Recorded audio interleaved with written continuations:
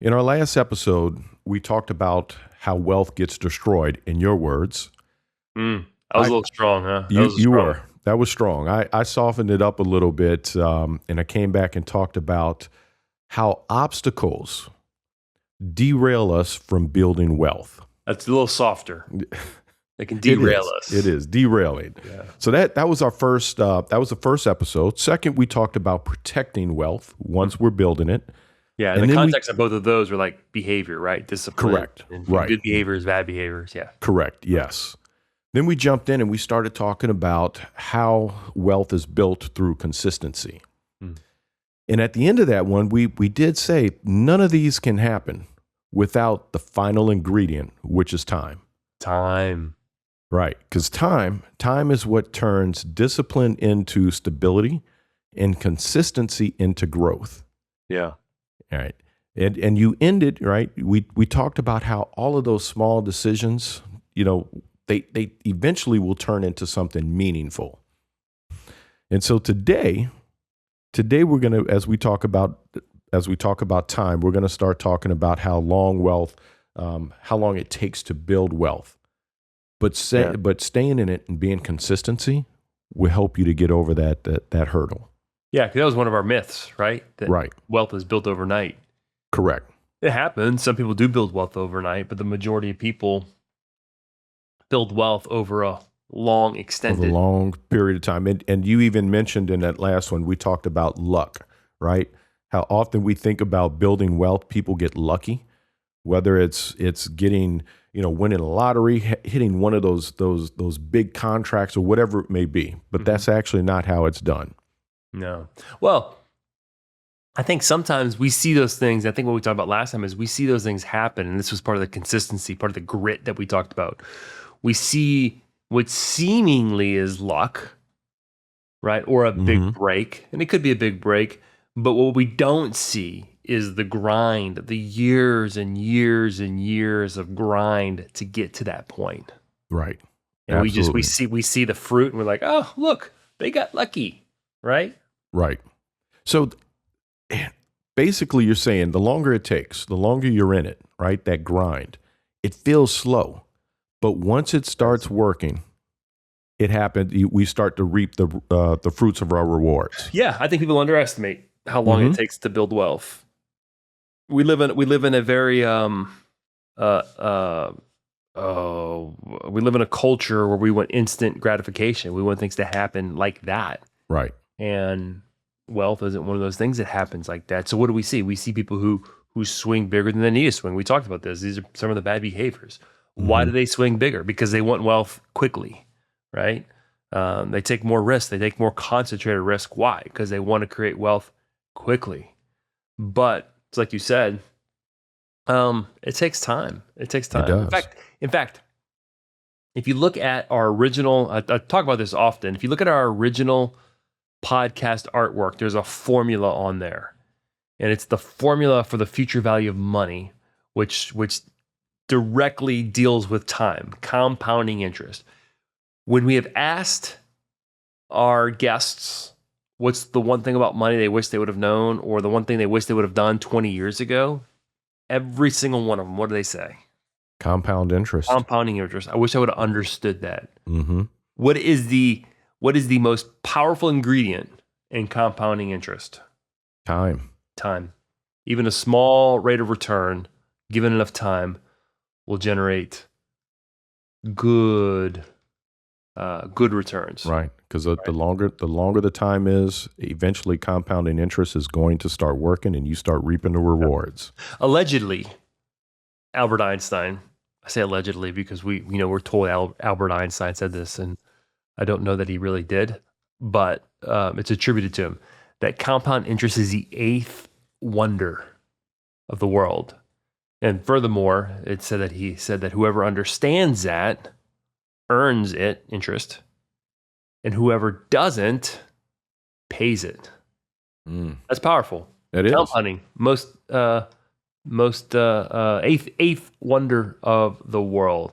And I would say it's one of the most powerful forces in finance. Absolutely. And it only works with time. And so you're going to bring us into talking about financial compounding and with how money earns returns. Yeah. Yeah. Take us into it, Erik. Yeah, man. So there is a, I don't know if you remember this. So for those that aren't watching it, that are just listening, Erik lit up, this big smile from ear to ear. He literally lit up when I told him, go ahead and take us into financial compounding and money earns returns. He gets excited about this stuff. Don't like talking about money? Come on, y'all. There's this actually, why I smiled was I was thinking as we're preparing for this, there's this Super Bowl commercial. I went and looked it up because I wanted to make sure I quoted it right. It was from 2001, and it was a Visa commercial. So this guy's in a pet store with his kid, and the kid's buying 2 rabbits. And they go to the counter, the 2 rabbits are in a cage, and the guy pulls out his checkbook to write a check. And the cash register says he's gonna need ID, then he has to call the bank. So it's taking forever to check out, right? So like it pans from the 2 rabbits and then to the cash register guy, and then the little kid looks back at the cage and he kind of tugs his dad. He's like, "Daddy, Daddy!" And all of a sudden, there's like 8 rabbits in the cage. And then the guy pans back to the cash register guy, and he's like, "I'm gonna need another form of ID, sir." So by this time, his kid's eyes are getting big, and he's like, "Daddy, Daddy!" And scans back over to the rabbits, and there's like the rabbits are overflowing, and it just continues like this. And there's like rabbits everywhere in the store, right? We all know how rabbits, breed. I think that is such a cool picture of compounding interest, that it's exponential. It doesn't look like there's anything. There's just 2 rabbits, and all of a sudden it starts to compound. These 2 rabbits have 2 rabbits. Then you have 4 rabbits. Those 4 rabbits each have rabbits. Then all those rabbits and the multiple. You see where it goes. So money earns money. The money that was earned on that money now starts earning money along with the original money. And then all of those money start earning money. That's compounding interest. And at first, it doesn't look like anything's happening. Do you have the statistics off of, I know several of the talks that we do. We throw out there a penny a day. Do you have that statistic? Can you share that one? Yeah. A penny a day over 30 days, how much will you earn? Yeah, so here's the idea that if you have a penny a day and you double it every day. So if I give you a penny today, and then tomorrow 2 pennies, the third day 4 pennies, the 4th day 8 pennies. So every day I'm doubling the amount of pennies for the previous day. On the 30th day, you'll have, I think it's like $5.3 million. And that's compounded interest. I love that piece that we show. Yeah, I typically, whenever I'm speaking to kids and I'm trying to drive this concept through them, I actually have a little tin box full of pennies, and we'll literally physically start doing it day by day. And what happens is it doesn't really nothing really happens until like you can start getting into day 20 something. Right. And even still, like if we work it backwards, so let's just say for the sake of this illustration, it's 5 million on day 30. Then the day before that, it's 2.5 million. The day before that, it's 1.25 million. So we're not even on day 25, and we're not even at 1 million. But then it just grows exponentially. So the difference between day 10 versus day 3, you see exponential growth. I mean, but it's not meaningful, right? So like what I have like $6, $20, big deal, right? I started with a couple pennies off $20 or $30. I don't know what the number is. I'm not looking at the chart, but that's the idea, is that it doesn't look like anything's happening. And typically the question we ask is, would you rather me write you a check for $1 million right now, or I'll give you a penny and double it every day for the next 30 days? Right. And what's the difference? Most people answer, give me that $1 million today. Yeah. The difference between money today and money tomorrow is time. Right. We've talked about this before. Warren Buffett, the majority of his wealth, he made it after age 60. And that's just a function of compounding. I think it was like 90% was after, or 99% was after age 50. So think about that. 99% of his wealth was earned after age 50. So I should start seeing more wealth come in now that I'm over 50. 99% of my wealth, huh? Possibly. Now, you got to think too, like he's at a a stage where he wasn't spending his wealth. Right. So 100% of his money was being reinvested in growing. Most of us are having to spend our wealth. We're having to generate revenue from our wealth. We're not reinvesting it 100%.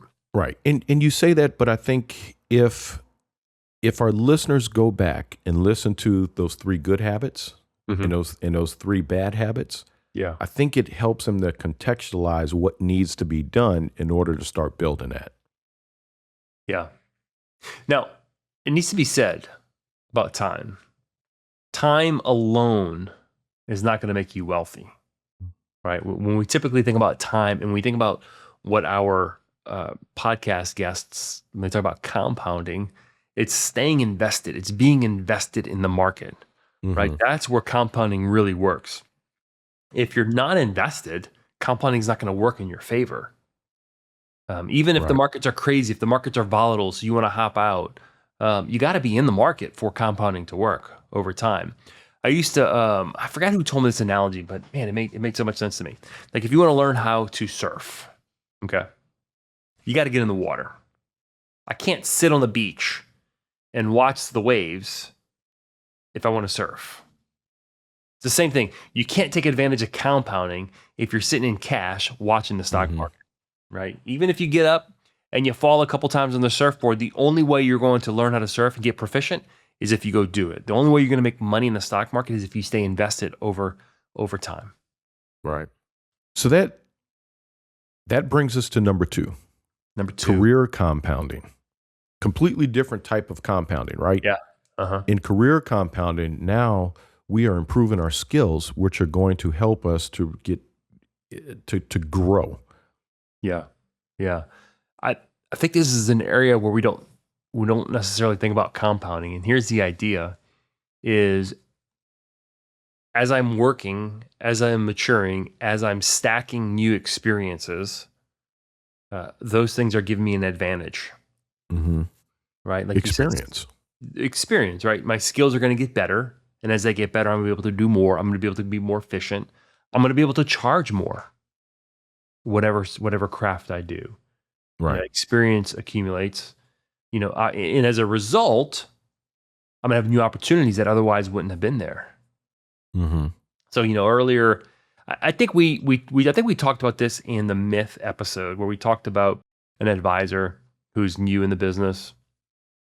And new, she is what? Oh man, I think she's been in the business for about 3.5 years. 3 or 4 years, and we were having a conversation, and they were considering leaving the industry. And I'm sitting here thinking, and the reason was they just haven't had success yet. And I'm like, I'm thinking like you haven't been in it long enough to be successful. Like you've been putting in the work, you've been grinding, you're so close. I know you don't see the results that you want, but you're so close, right?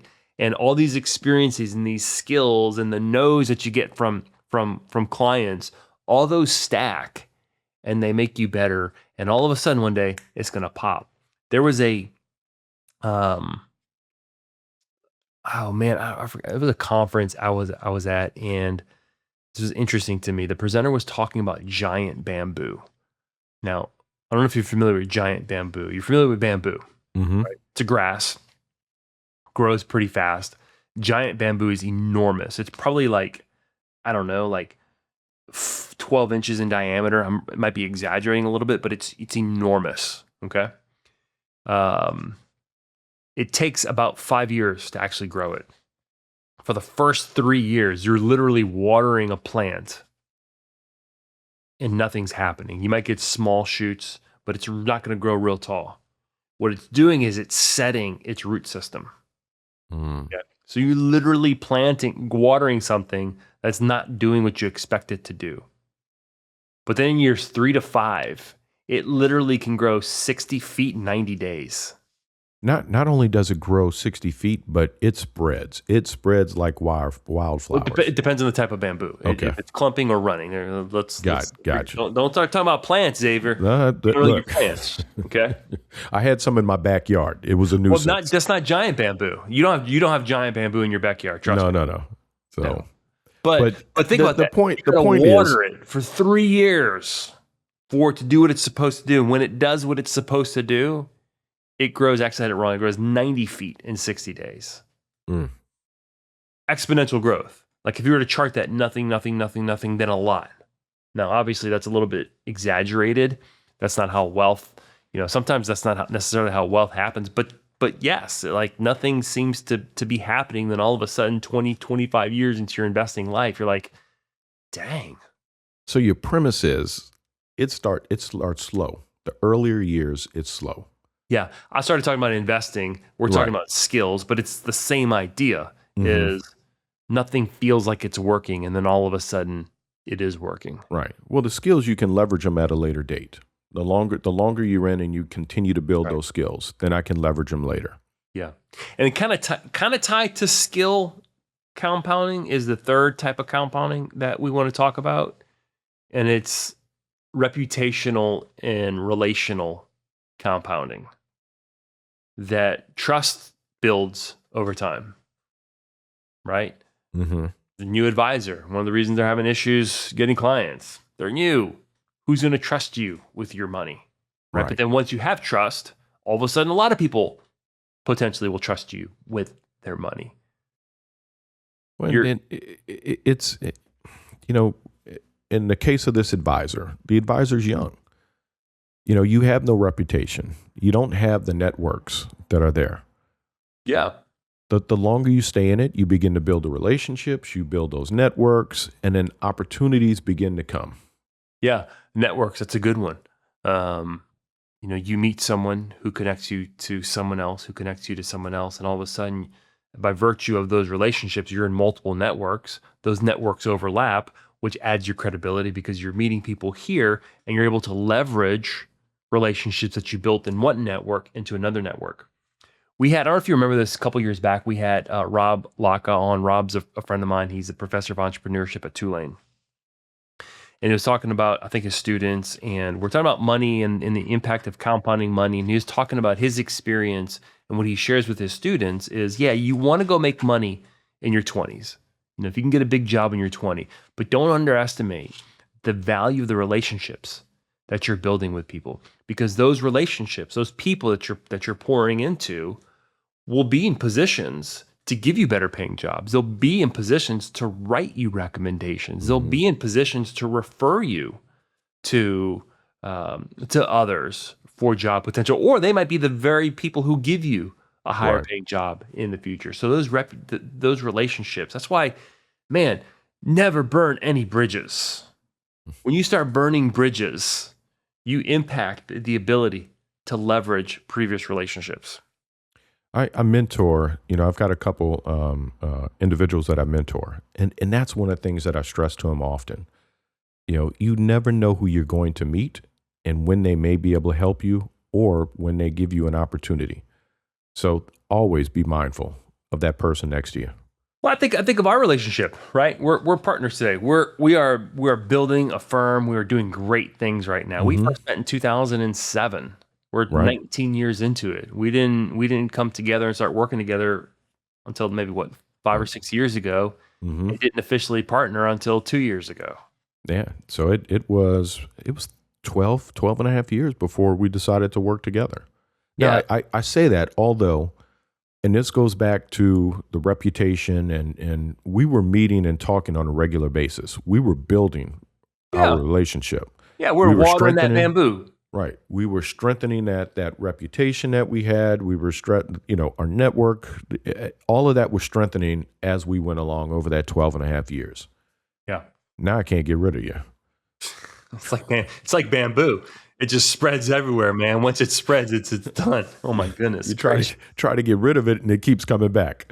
So when we think about these three areas of compounding, and I know we didn't go into great detail on any of them, but like we talked about investment, compounding in investments, compounding in skills, compounding in reputation, in relationships. I think that when we think about consistency that we talked about last episode, consistency works well when you mix it with time. Obviously, you need time to be consistent, right? And I think those two together are so powerful when we start talking about building wealth. That you can't have wealth if you don't consistently do the right things. And if you don't do the right things for long enough, you're never going to build wealth unless you're one of those few that get lucky. And we talked about is a myth. That's not the real way to build wealth. But time will reward consistency. Bottom line. Right. If you do the right thing consistent over a period of time, you're going to have success. So patience. Compounding is patience. Compounding is patient. Compounding doesn't reward urgency. It rewards endurance. By definition, compounding rewards those who stay in the game long enough. So remember that. Don't panic. I'll remember that. No. Think about those behaviors, right? So the behavioral disciplines. Yeah, it keeps you from losing. You got to stay involved with it. The consistency. Yeah. Consistency is going to help you. It keeps you progressing forward. Yeah. And then time. Yeah. Right? Time is going to make it all matter.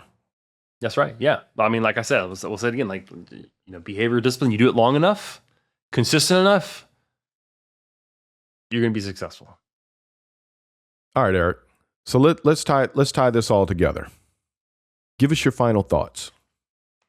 So yeah, on this series, we talked about our 3 myths to building wealth. The myths were, number 1 is wealth is built by big breaks.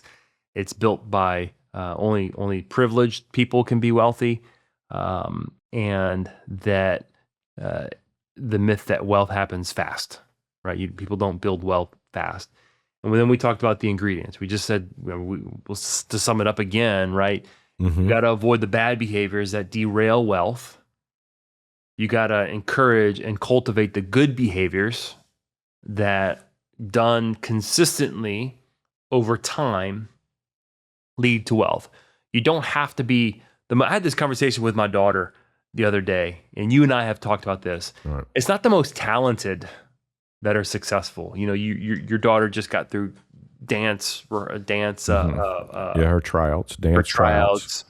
My daughter is, wants to get good at volleyball and theater. I was talking to her in light of another student who's super talented. And I told my daughter, I said, look, you're talented.